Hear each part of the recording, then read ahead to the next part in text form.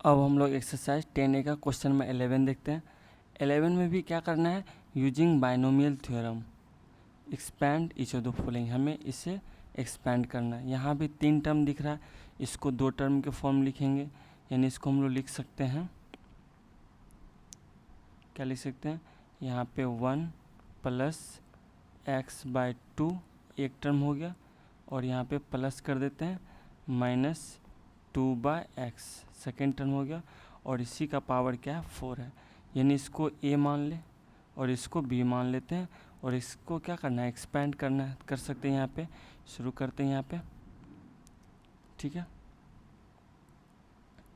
तो ये क्या हो जाएगा, देखते हैं यहाँ पे 4c0 इंटू ए का पावर मैक्सिमम, ए क्या है यहाँ पे 1 प्लस एक्स बाय 2, मैक्सिमम का मतलब यहाँ पे 4, इंटू बी का पावर मिनिमम मतलब 0, ठीक है। तो ये 1 हो जाएगा, प्लस में क्या हो जाएगा 4c0 के बाद 1 इंटू ए का पावर ए घटेगा, यानी 1 प्लस एक्स बाय 2 का पावर 4 से 3 होगा, इंटू में बी का पावर 0 से 1 एक बढ़ेगा, 2 बाय एक्स का पावर यहाँ पे 1 हो जाएगा। इस तरह से हम आगे लिखेंगे, यानी ये फिर क्या हो जाएगा, प्लस में 4c2 into 1 plus x bye 2 का पावर 3 से एक घटेगा 2 इंटू माइनस 2 बाय एक्स का पावर एक बढ़ेगा, तो ये हो जाएगा 2, प्लस में यहाँ फिर क्या हो जाएगा 4c3 into 1 plus x bye 2 का पावर 2 से एक फिर घट जाएगा, into 1 into minus 2 by x का पावर क्या हो जाएगा, यहाँ पे 3 हो जाएगा, प्लस में ये लास्ट हो जाएगा, यानी 4 इंटू ए का पावर 0 यानी 1 हो जाएगा, इंटू माइनस 2 बाय एक्स का पावर 4, ठीक है। अब इसको सॉल्व करते हैं। यहाँ पे 4c0 इंटू ये वाला वैल्यू हम क्या कर लेते हैं, अलग से निकालते हैं, ये दोनों मेरे लिए प्रॉब्लम होगा, इसीलिए इसका वैल्यू अलग निकाल के रख लेते हैं, यानी यहाँ पे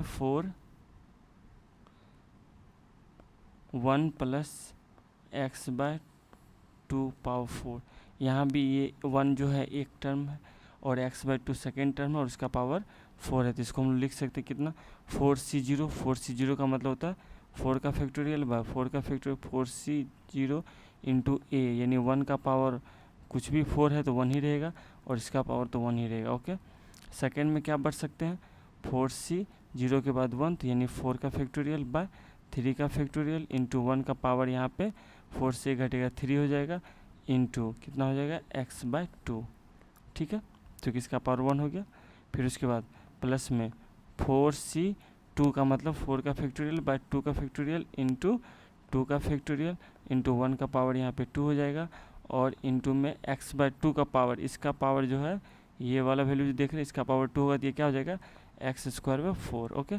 देर आफ्टर ये क्या होगा 4c3, तो मतलब 4 का फैक्टोरियल बाय 3 का फैक्टोरियल इंटू 1 का फैक्टोरियल, और ये 1 का पावर 1 इंटू एक्स बाय 2 का क्यूब करेंगे, तो ये क्या हो जाएगा x cube by 8, okay.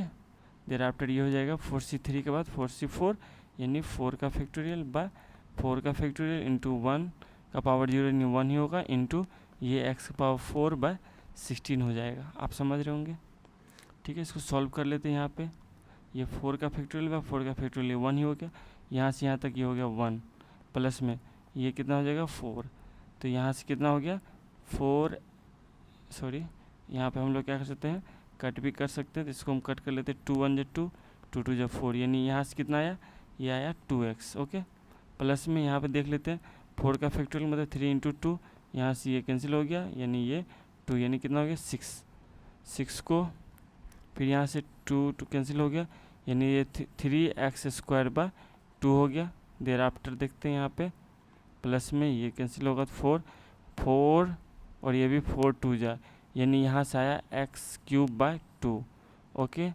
Plus में ये कैंसिल हो गया, यानी x के पावर 4 बाय 16 आया। ये जो वैल्यू आया किसका है, ये मेरा जो वैल्यू आया है ये आया है 1 प्लस एक्स बाय 2 का पावर 4 के लिए। ओके, अब हम लोग क्या करते हैं,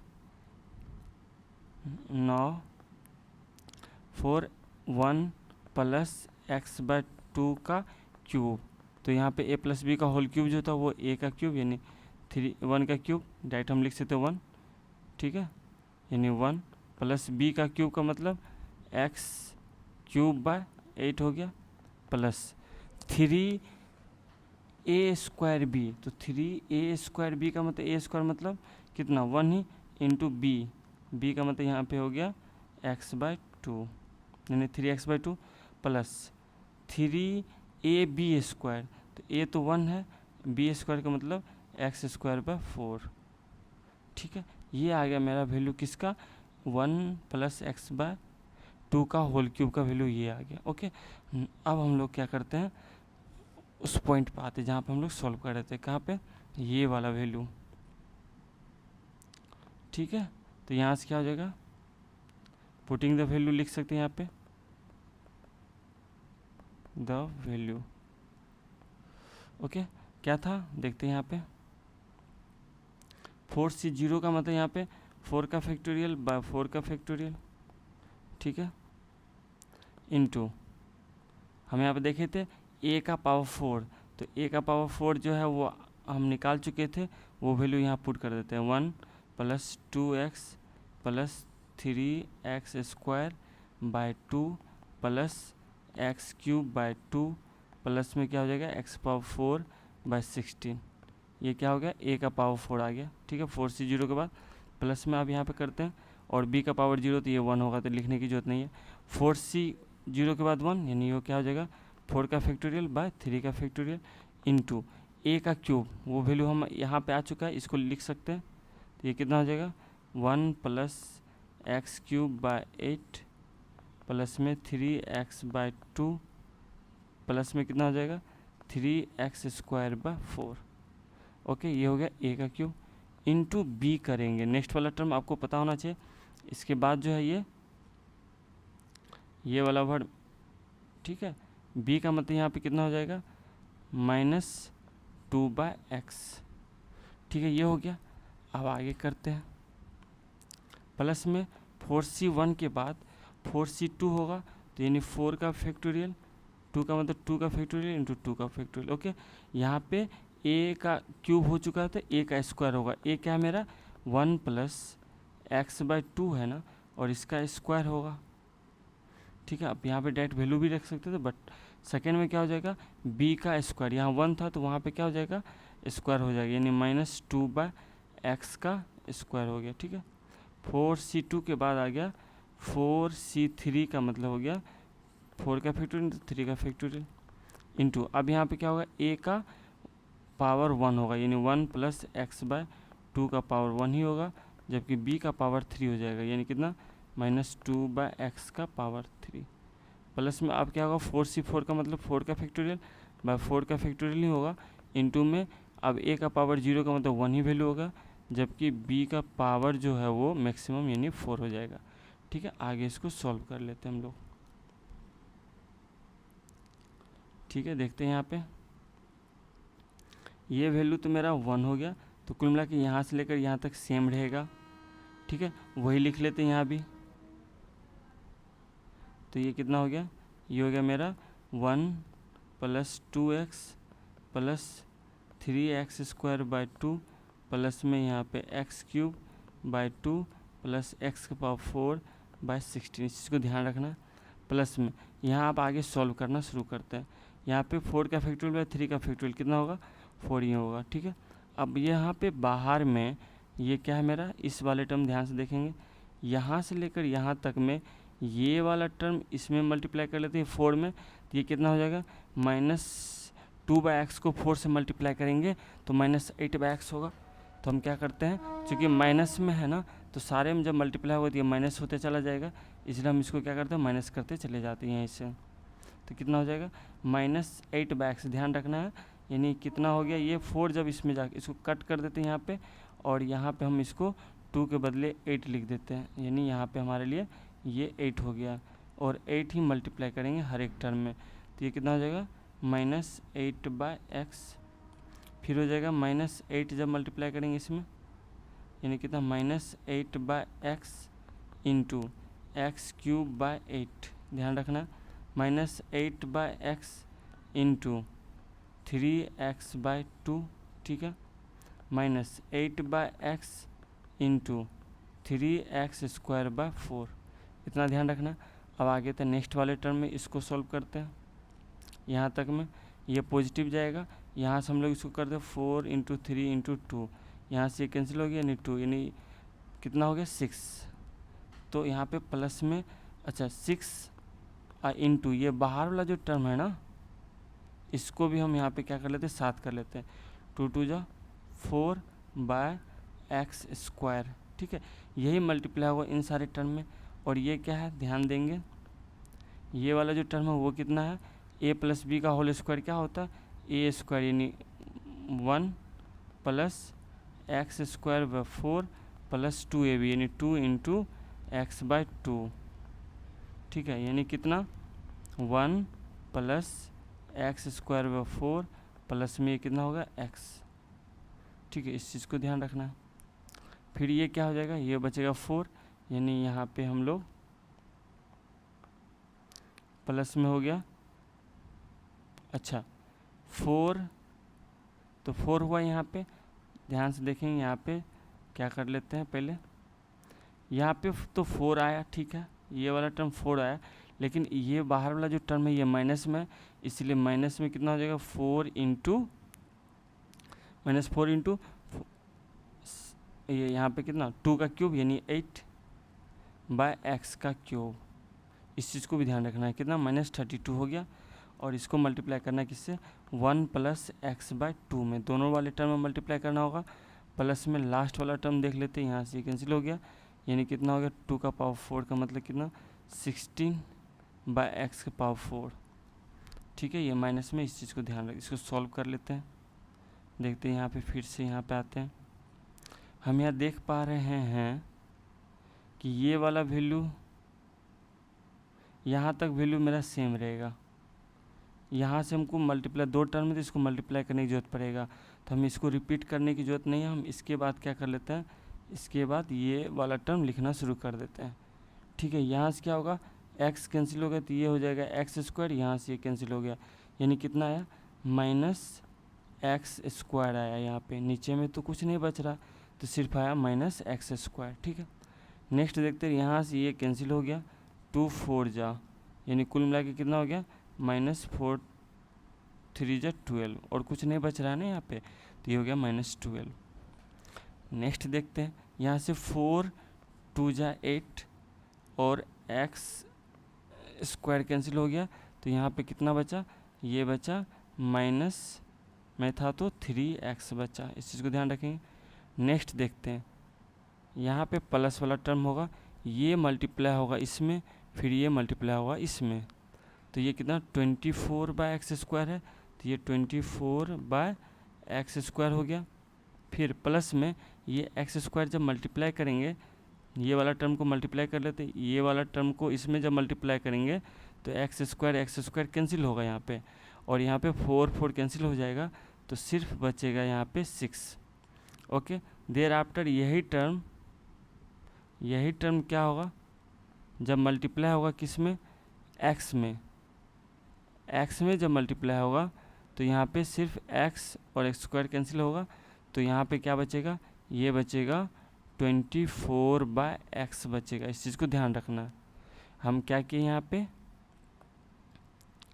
ध्यान रखेंगे, ये वाला टर्म को मल्टीप्लाई इसमें किए तो ये कितना आया 24/x², और फिर ये वाला टर्म सेकंड में किए तो 6 बचा, और यही टर्म थर्ड वाले टर्म मल्टीप्लाई होगा तो ये कितना आएगा, ये आएगा 24/x, ठीक है। नेक्स्ट देखते हैं। ओके, नेक्स्ट में ये क्या होगा, ये वाला टर्म दोनों मल्टीप्लाई होगा, माइनस में है तो ये 32/x³ होगा, और फिर इसमें जब मल्टीप्लाई करेंगे 2 से ये कैंसिल होगा, किससे, ये होगा -16/x², चूँकि यहाँ क्यूब है तो ये कैंसिल हो जाएगा तो स्क्वायर हो जाएगा, ठीक है। इस चीज़ को ध्यान रखना है, ठीक है। ओके, नेक्स्ट देखते हैं। यानी हमने इसको क्या किया, ये वाले टर्म को इसमें मल्टीप्लाई किया तो -32/x³ और ये वाले टर्म इसमें मल्टीप्लाई किया तो -16/x²। देयर आफ्टर ये कितना होगा, प्लस में सेम रहेगा 16/x⁴। ठीक है, अब यहाँ से हम लोग क्या करते हैं, फाइनल वैल्यू निकालते हैं, कितना होगा देखते हैं।